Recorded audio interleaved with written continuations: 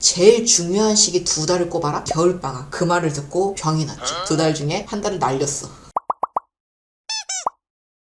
이번 수능이 그렇게 쉽지 않았거든요. 작년에 비해서는 쉬웠을 수 있는데 이제까지 역대 수능을 놓고 봤을 때 이렇게까지 호들갑을 떨 게 쉬운 시험이 아닌데, 내 점수는 그게 아닌데 자꾸 뉴스에서 쉽다고 하면은 2번 상처받거든.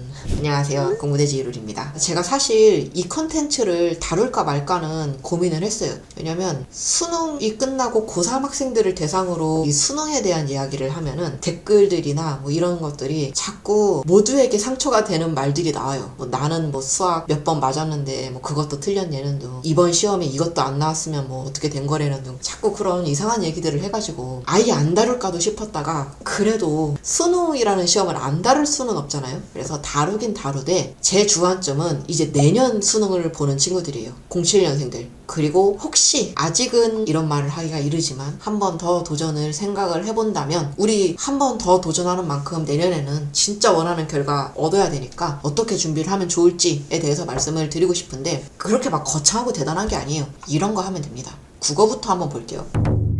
등급별로 한번 살펴보면, 내가 이번 마지막 모의고사 고1하면 마지막 10월 모의고사, 혹은 내가 10월 모의고사 다음 날이 중간고사여서 사실 진짜 제대로 못 봤어. 그렇다면 9월 모의고사를 돌이켜봤을 때, 이거를 만약에 예비 재수생이 보고 있다면 이번 수능 생각했을 때 내가 등급이 2등급에서 3등급 사이 혹은 그 이하, 그러니까 2등급 이하야 라고 하면, 내가 지문을 읽었을 때 핵심 제대로 뽑을 수 있는지, 그리고 내가 지문에서 핵심을 뽑아냈어, 그거대로 글이 잘 읽힐 수 있는지, 이 연습을 좀 빡세게 해봤으면 좋겠거든요. 예를 들면 이거예요. 이번 수능 지문이죠. 내가 이 지문을 봤을 때 이 지문은 뭐에 대한 글이야? 이 지문은 확산 모델에 대한 글이라고 생각을 해요.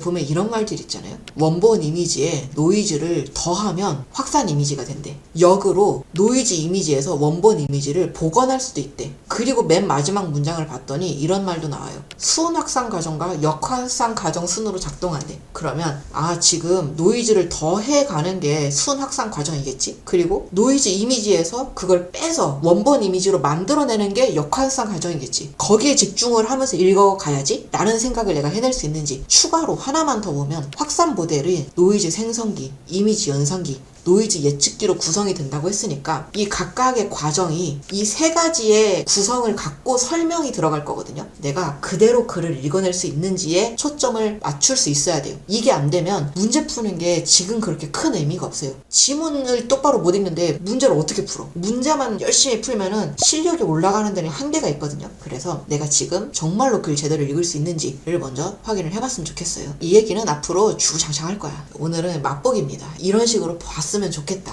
라는 거예요. 아니면 내가 지금 1등급이야, 혹은 내가 1등급까지는 아닌데 잘하면은 1등급 나올 때도 있고 2등급 초반이야, 이런 학생들은 아마도 내가 앞에 지문을 봤을 때 이런 핵심들은 뽑아냈을 거예요. 그런 학생이라면 내가 뽑아낸 핵심대로 문제가 풀리는지를 봐야겠죠. 예를 들면은 이런 겁니다. 아까 똑같은 지문에서 내가 핵심 다 찾아냈어. 첫 문단 읽고 똑바로 찾아냈어. 그래서 내가 찾아낸 대로 순학산 과정에 대해서 정확하게 글이 이어지고 있네. 그리고 얘는 노이즈 예측기라는 거를 통해서 글을 작성하고 있네 하면은, 나는 여기에 맞춰서 글을 한번 정리를 해봐야겠다 라고 한 후에 내가 정리한 대로, 내가 뽑은 내용대로 이 문제들이 풀리는지, 전형적인 문제들이잖아요. 내용 일치불일치에 대한 문제, 핵심을 제대로 찾아냈는지에 대한 문제, 그리고 이런 12번 이렇게 네모박스 주고 이 네모박스에 대한 의미로 적절하게 설명한 것은 이런 거 물으니까, 그럼 내가 이 잠재 표현이 포함된 이 문단을 읽고 잘 정리했으면은 이 12번 풀 수 있겠지? 정말 풀리나? 이거를 이번 겨울방학 때 한번 체크를 해봤으면 좋겠어요. 그리고 수학 한번 봅시다.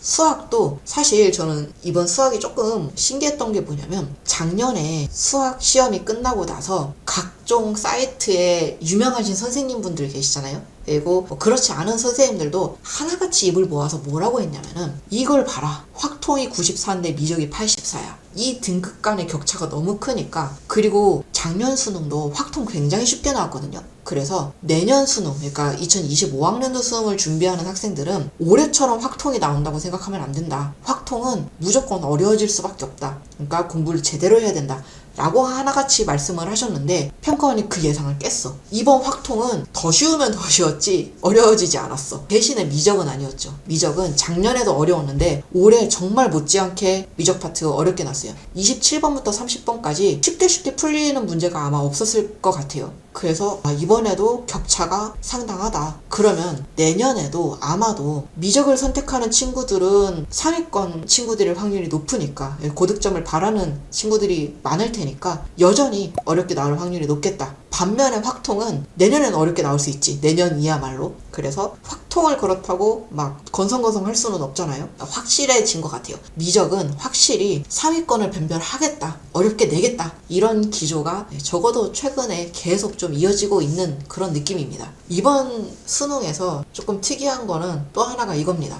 문제를 봤을 때 내가 쉽게 풀 수 있는 문제랑 쉽게 풀 수 없는 문제가 정확하게 딱 갈려있어요. 쉬우면 쉽고 어려우면 어려웠어. 예를 들면은 이런 겁니다. 10번 문제 같은 경우 4점이잖아. 물론 그 초반대의 4점이니까 조금 쉬운 4점인 거는 인정해요. 하지만 그래도 기본 개념을 알고 있었다면은 정말 어렵지 않게 풀 수 있는, 그러니까 진짜로 개념 공부를 제대로 했어? 를 묻는 문제에 가까웠죠. 11번도 마찬가지였습니다. 운동 방향이 바뀐다는 개념이 뭔 줄 알아? 그랬을 때 가속도는 뭘 의미해? 그러니까 속도와 가속도는 위치를 내가 줬을 때 어떻게 해석할 수 있어? 그 개념을 알아? 라는 문제였잖아요. 12번조차도 우리가 솔직히 12번 정도 가면은 살짝은 난이도가 올라가는데 등차 수열이래. 그리고 첫째 항들도 알려줬어. 그러면은 내가 이 첫째 항 활용해서 여기서 각각 A, N의 일반항 구하고 B, N의 일반항 구해서 대입하면은 풀 수 있다. 정말로 등차 수열의 기본 개념을 충실하게 알고 있으면 풀 수 있는 문제였습니다. 그래서 상위권 친구들이었다면 뭐지? 내가 지금 왜 이렇게 문제가 툭툭 풀리지? 싶었을 수 있어요. 반면에 어려운 건 확실하게 어려웠죠. 20번 같은 경우 합성함수랑 지수함수를 정확하게 꿰고 있어야 문제 접근이 가능했구나. 그래서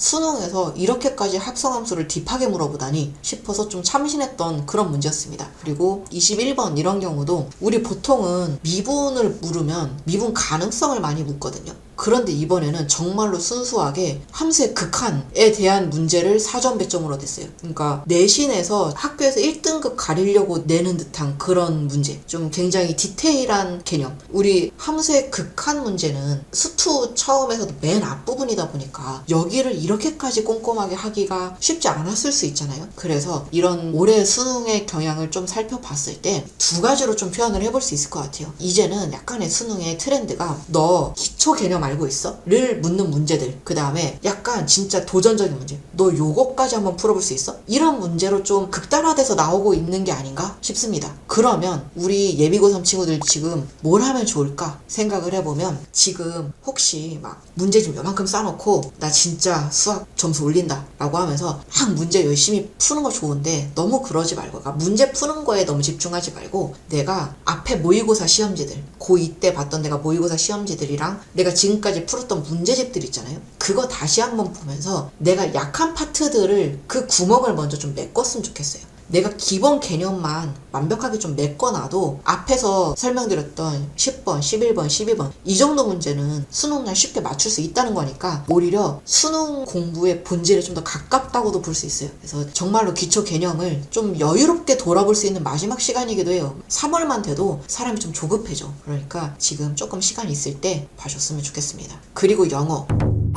영어는 제가 앞으로 영어에 대해서 여러 가지 말을 해도 항상 이거 내에서 말을 할 것 같아. 첫 번째, 듣기. 내가 듣기에서는 틀리면 안 되지. 이번에도 오답률 10위 안에 듣기가 들어갔어. 우리는 그러지 맙시다. 내년 수능을 보는 친구들은 듣기는 진짜 잡고 가야지. 듣기는 쉽게 잡혀요. 할 수 있어. 그리고 독해. 내가 독해 제대로 하고 있는지. 오답률 순위 중에 빈칸 추론 4문제가 나는데 4문제가 다 있네. 그리고 순서 배열 문제죠. 어려운 문제 유형이야. 그래서 이해가 됩니다. 그런데 6위에 왜 이게 있지? 주제요지 문제잖아요? 이 문제인데 답은 5번이지만 제일 많이 그 다음으로 선택한 정답이 3번이거든요. 그래서 3번을 왜 선택했을까를 좀 봤어. 계속 셀피 나오다가 이런 말이 나와요. 글로벌 비주얼 컬처. 그리고 더 셀피 이런 표현으로 이어진단 말이야. 그래서 선택지를 쓱 봤는데 글로벌 컬처가 나오네. 그리고 더 셀피 이런 말이 나와. 그러니까 있는 단어가 나오면 반가운 거지. 그래서 선택지를 찍은 경향이 있지 않을까 생각을 하는데, 우리 떨리지 않은 마음으로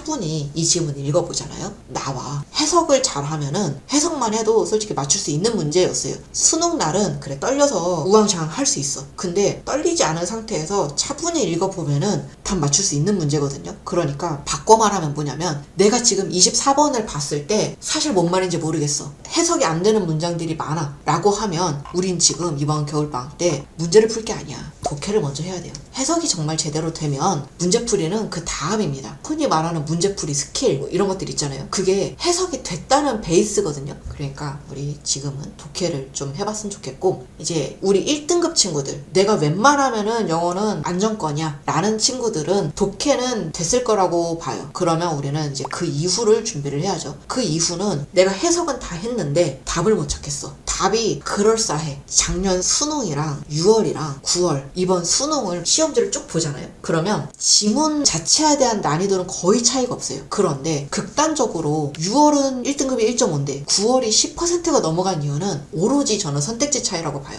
이런 느낌이죠. 세종대왕을 찾아내는 거는 똑같아. 그런데 9월은 선택지에 훈민정음이 있어. 그러면 바로 찾아낼 수 있는데 6월은 칠정산 4편을 썼다. 뭐 이런 게 있어. 이런 느낌인 것 같아요. 지문 해석은 됐어. 선택지를 못 찾겠어. 때문에 6월, 9월이 이렇게 극명하게 갈렸다고 생각을 하거든요. 그러니까 우리 진짜로 1등급 고득점을 원하는 친구들은 매력적인 선택지 분석까지 해봐야겠죠. 이 얘기도 앞으로 꾸준히 해나가려고 합니다. 까지가 수능에 대한 얘기였어요. 오늘은 여기까지고요. 다시 한번 수능 본 친구들 다 고생 많았고 저는 이만 사라질게요. 안녕.